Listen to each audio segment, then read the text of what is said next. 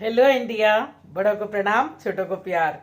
दोस्तों, जिस घर में होता है बुजुर्गों का सम्मान, वहीं बसते हैं भगवान। बुजुर्गों के प्यार और दुआ में से होती है बरकत, और मिलता है मान सम्मान और ढेरों इज्जत शोहरत। तो बुजुर्गों पे समर्पित कहानियां लेकर मैं आप जो है सो आप लोगों के समक्ष आ रही हूँ। तो पहला जो कहानी मैंने अपलोड किया है उसका शीर्षक है कर्तव्य बोध।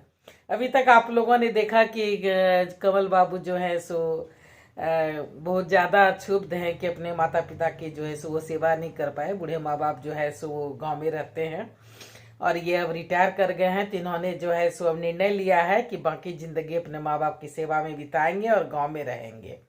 तो उनकी ही कहानी लेके जो है सो मैं आप लोगों के समक्ष आ रही हूँ। और इसका शीर्षक रखा है कि कर्तव्य बोध। जब इंसान को कहते हैं कि जब जागो तब सवेरा, जब भी कभी भी इंसान को जब अपना जो है सो कर्तव्य का जब बोध हो गया कि मेरा क्या जो है कर्तव्य धर्म फर्ज है, तो उसे कर्तव्य बोध कहते हैं। तो कमल बाबू को जो है सो 3 बेटे हैं, 2 बेटियां हैं। तो तीनों बेटे जो है सो पढ़े लिखे, बहुत खर्चा वर्चा किया, लेकिन तीनों में से कोई काम नहीं करता है। तो सब तीनों को जो है सो अलग अलग शहर में जो है सो अलग अलग बिजनेस करा दिए, सब कुछ का इंतजाम कर दिए हैं। लेकिन उसके बावजूद तीनों जो है सो आपस में लड़ते रहता है, हमेशा जो है सो शिकवा शिकायत करते रहता है कि ये कमी है तो वो कमी है। तो कमल बाबू जो है सो अपने गांव से घर बुर बनवा के पूरा तैयार करवा लिए हैं और शहर जा रहे हैं सामान लाने के लिए। तो बस में बैठे हुए हैं और वही अपने अतीत के बारे में सोच रहे हैं। यहाँ तक मैंने फर्स्ट पार्ट में आप लोगों के समक्ष रखा। अब सेकंड पार्ट जो है सो मैं स्टार्ट कर रही हूँ कि वो जो है सो बस पे बैठे हुए हैं, शहर जा रहे हैं और अपने मन में, उनके मन में जो है सो द्वंद्व युद्ध चल रहा है कि तीनों जो है सो तीनों बेटे की शादी हो गई है, लेकिन तीनों में से कोई भी बहू जो है सो सेवा सत्कार जो है सो करना तो दूर, ढंग से बातचीत भी लोग नहीं करते हैं। कमल बाबू दंग रह जाते थे कि कैसा संस्कार आ गया इन लोगों में, आखिर क्या कमी रह गई मेरे परवरिश में। अभी मैं रिटायर भी नहीं हुआ तो ये हाल है, रिटायर हो जाने के बाद पता नहीं क्या होगा। बिना दहेज की जो है सो तीनों बेटों की शादी की थी, सबों की काफी धूमधाम से जो है सो शादी की थी। और लड़की जो है सो बहुत ही देख सुन के उस जो है सो उन्होंने सुसंस्कारी से व्यवस्थित लगती थी, वो वैसी लड़की को उन लोगों ने घर में लाया था। लेकिन बाद में जो है सो वही जो है सो हाथ से निकलती नजर आ रही थी। एक से दिल टूटा तो सोचा कि शायद दूसरी बहू अच्छी आए, लेकिन दूसरे भी दिल टूटा तो तीसरा सोचा कि शायद प्रभु ठीक ठाक भेज दे, पर नहीं, सबों का वही हाल था।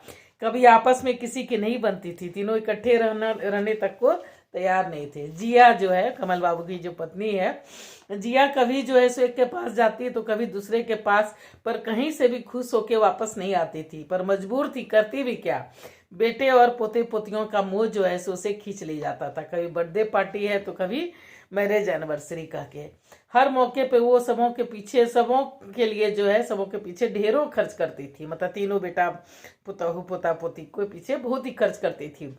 पर फिर वही ढाल के 3 पात, उसकी साड़ी हमसे अच्छी है, उसके जेवर अच्छे हैं, तो उसका बिजनेस मुझसे अच्छा है। जिया और कुणाल जो है सो सर पीट के रह जाते, समझ में नहीं आता कि कहाँ कमी रह गई। कितनों का उद्धार किया, इतने पर्व त्योहार किए, दान पुण्य किए, तीर्थ यात्रा भी की, पर कहीं से भी किसी भी धर्म कर्म में कोई कमी नहीं रह गई थी। उसके बावजूद जो है सो प्रभु ने बच्चों को ऐसी सद्बुद्धि क्यों और काहे दी, यही दोनों सोचते थे। बहुत सोच विचार के बाद ही कमल बाबू इस नतीजे पे पहुंचे थे कि शायद माँ बाप की सेवा में ही कहीं कमी रह गई, शायद मैं भी एक अच्छा बेटा साबित नहीं हो पाया, इसलिए आज ऐसे दिन जो है सो मुझे देखने पड़ रहे हैं। मतलब कमल बाबू सोचते थे कि 3 बेटा हुआ, मतलब तीनों की शादी की, लेकिन मेरे बेटा पुतहु जो है सो मेरी सेवा सत्कार नहीं करते हैं और अच्छा नहीं करते हैं, तो शायद कमी जो है सो हमारे हम रह गई कि हम भी अच्छा बेटा नहीं बन पाए। तो इसीलिए जो है सो उन्होंने मतलब कमल बाबू बोलते हैं कि माना कि ससुर ने हमें पढ़ाया लिखाया था, पर हमने तो भी तो उन्हें इज्जत दी, उनके हर काम में सहयोग दिया, पर माँ बाप की बराबरी तो कोई नहीं कर सकता, आखिर वो माँ बाप हैं हमारे। जिया चाहती थी रिटायर होने के बाद तीनों बेटों के पास जो है सो बारी बारी से जाएगी और वहीं रहेगी, पर उसे ये मंजूर नहीं था, कमल बाबू को ये मंजूर नहीं था। उसके मना करने पर ही वो दिल्ली में के फ्लैट को जो है सो खरीदने की बात कर रही थी कि दिल्ली में एक फ्लैट जो है सो खरीद लेते हैं। जब उसके माँ बाप जब उसने गांव जाने की बात कही तो वो जो है सो नौकभों सिकोड़ने लगी। क्या पागल पागल तो नहीं हो गए हो आप? पूरी जिंदगी जो है सो ऐश मौज में बिताने के बाद अब मैं गांव में जाके रहूंगी, सवाल ही पैदा नहीं होता। मतलब जिया जो है सो गांव जाने के लिए तैयार नहीं थी। तो कमल बाबू को बोलती थी कि पूरा जिंदगी गाँव शहर में रहे और अब तुम बुढ़ापा में हमको गाँव ले जाओगे, मैं नहीं जाऊंगी। तो ठीक है, तुमको यहाँ जहाँ रहना है रहो, मैं बाकी जिंदगी जो है सो अपने माँ बाप के पास ही रहना चाहता हूँ ताकि उनकी सेवा कर सकूं। सेवा और आप, अरे अब तो आपकी सेवा करवाने की उम्र हो चुकी है। हाँ वही तो देख रहा हूँ कि कौन सेवा कर रहा है, मेरी बहू बेटी या पत्नी। क्यों, किस चीज की कमी है आपको? जिया ने काफी कोशिश की पर उसे डगमगा नहीं सकी। उसे अपने कर्तव्य का बोध जो है सो हो चुका था कमल बाबू को। उसने सबों के प्रति अपनी सारी जिम्मेदारी को बखूबी निभा दिया था। दोनों बेटियों की शादी जो है सो बहुत बड़े बड़े घर में की थी। दोनों खुश थी। बेटों को पढ़ा लिखा कर तीनों को जो है सो अलग अलग बिजनेस करा दिया था, घर बनवा दिया था।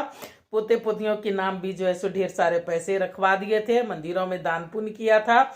बस एक ही जिम्मेदारी रह गई थी और वो थी कि जब तक अब माँ बाप जिंदा हैं उसे खुश रखना, उसकी सेवा करना। शायद मेरा ऐसा करने से ही मेरे बच्चों को जो है सो में अच्छे संस्कार आए, उनका खोया हुआ संस्कार वापस आ जाए, शायद मेरा भी कुछ भला हो जाए। चलो समय रहते प्रभु ने कर्तव्य बोध करा दिया था, वरना माँ बाप की मौत के बाद पछताने के अलावा और कुछ भी हाथ में नहीं आता, कुछ भी हाथ में नहीं आता। तभी तो कहावत है कि देर आए दुरुस्त आए। काश जिया भी ऐसा समझ पाती, मेरा साथ दे पाती। कमल बाबू अपने ही विचारों में खोए हुए थे कि किसी ने जो है सो झकझोर डाला, सर सर हाँ आपको यहीं उतरना है ना। कब जो है सो पूरा अतीत के बारे में सोचते रहे और जो है सो वो अपने गांव से शहर आ गए, उन्हें पता ही नहीं चला था। मतलब उनके गांव से नजदीक जो शहर थी, जो कम किलोमीटर दूर पे था, वहां जो है सो जिया ने जिद करके घर बनवा लिया था कि अब यहीं रहेंगे। गांव नजदीक है तो यहीं से माता पिता को देखिएगा, आप यहीं रहेंगे। लेकिन कमल बाबू का जिद था कि नहीं, यहाँ नहीं रहेंगे, गांव में ही रहेंगे। तो इसलिए गांव से शहर जो है सो ज़्यादा दूर नहीं था, तो वो पहुंच गए सोचते सोचते। तो उसको जो है सो ड्राइवर कंडक्टर जो बस के होते हैं तो वो बोलते हैं कि आपको यहीं उतरना है ना। हाँ, डेरा आके देखा तो जिया जो है सो सारी पैकिंग करा रही थी। उसने उसके देखते ही कहा कि ट्रक वाला को भी मैंने बोल दिया है, बस आता ही होगा, आपके आने की देर थी। इसका मतलब तुम भी तैयार हो? तब जिया बोलती है, हाँ जब पूरी जिंदगी आपका साथ दिया है तो बुढ़ापा में मैं जो है सो आपका साथ कैसे छोड़ दूंगी। जिया बोलती है, कैसे छोड़ दूं। कमल बाबू जो है सो मुस्कुरा के रह गए कि चलो इससे भी शायद कर्तव्य बोध हो रहा है। उसके बाद जो है सो 3 रोज बाद ही जो है सो दोनों जो है सो वहां से सामान उमान आ गया, ट्रक आ गया, बातचीत हो गई। 2-3 दिन के बाद जो है सो सब जो है सो गांव आ गए, दोनों मियाँ बीबी, जिया और कमल बाबू। पूरे घर में जो है सो दीपावली का माहौल था। माँ बाप के कमरे को सजाया गया था, टीवी लगा दिया गया था, नौकर चाकर बहुत सारे आ गए थे और पूरा घर को जो है सो एकदम सजा धजा के, मानो कि बहुत बड़ा कोई पर्व हो, त्योहार हो, कुछ उत्सव हो, इस तरह से घर को पूरा सजा दिया गया था। सब कुछ हुआ था। उसके बाद उन्होंने जो है सो पूजा रखवाया था और पूजा करवाया था। बूढ़े माँ बाप को जो है सो पूजा में बिठाया था और पूरे गांव को दावत दिया था कमल बाबू ने, कि पूरे गांव में दावत दिया था कि अब हम लोग यहीं रहेंगे, आइए आप लोग। और पूरे गांव में दावत दिया था। पूजा दोनों माँ बाप ने किया। उसके बाद जब पूजा करके वो उठे तो जिया और कमल बाबू ने पैर छू के आशीर्वाद लिया और बोला कि अब हम दोनों की बची खुची जिंदगी आपके चरणों में बीते, आपकी सेवा में बीते, बस यही आशीर्वाद हमें दीजिए। दोनों माँ बाप जो है सो बिल्कुल बूढ़े हो गए थे, 70-80 साल के आसपास के थे। दोनों जैसे खुशी से एकदम फूले नहीं समा रहे थे। मतलब 80-85 के आसपास होंगे। जब बेटा रिटायर कर चुका है तो एज तो हो ही गई होगी। तो दोनों जो है सो खुशी से फूले नहीं समा रहे थे। लग रहा था जैसे कि जन्नत की खुशी जो है सो उन्हें मिल गई है। सच, कितना सच्चा सुख मिलता है बुजुर्गों के प्यार, सेवा और आशीर्वाद में। ये आज जो है सो जिया को आभास हो गया था और कमल बाबू को जो है सो अपना कर्तव्य बोध हो गया था कि शायद मैं कुछ अच्छा करूं तो कल हमारे साथ भी कुछ अच्छा हो। तो दोस्तों, आजकल के ज़माने का जनरेशन जो है सो वो सोचता है कि बुजुर्ग जो है सो अतीत है, लेकिन नहीं। बुजुर्ग हमारे अतीत, वर्तमान और भविष्य तीनों से जुड़े हुए हैं। वो हैं थे तो उनसे हम हैं, और हम जो वर्तमान में हैं वो उनका जो है सो दुआ, आशीर्वाद और परिश्रम का फल होता है, और भविष्य में हम वही पाते हैं जो हम उन्हें देते हैं।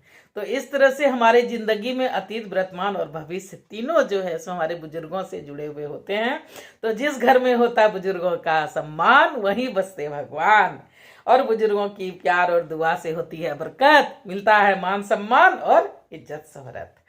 तो अब देखिए आप लोगों को कैसा लगता है। दोनों पार्ट जो है सो मैंने अपनी पहली कहानी कर्तव्य बोध का आप लोगों के समक्ष रख दिया है। पहला पार्ट रखा और दूसरा पार्ट है, दोनों जो है सो मैं आप लोगों के समक्ष रखती हूँ। उसके बाद कल जो है सो फिर दूसरी कहानी लेके मैं आप लोगों के समक्ष आऊंगी, बुजुर्ग पे समर्पित जो भी कहानी जितना भी मैंने लिखा है। तो अब मैं अपनी वाणी को यहीं पे विराम देना चाह रही हूँ। जो है सो लाइक कीजिए, सब्सक्राइब कीजिए। जय भोलेनाथ, हर हर महादेव।